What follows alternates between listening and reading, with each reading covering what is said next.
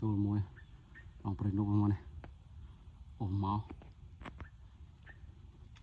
ជាប់ហើយ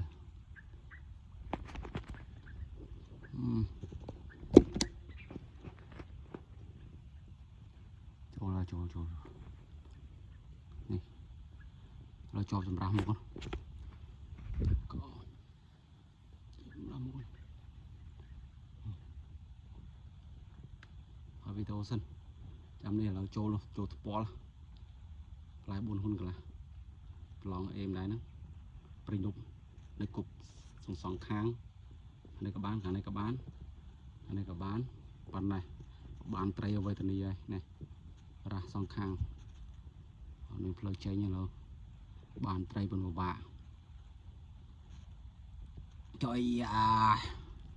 អូនេះចូលឡើងធ្វើមិញនេះ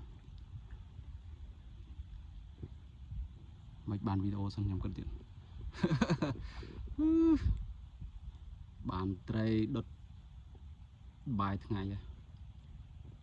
បានត្រីដុតបាយថ្ងៃហើយ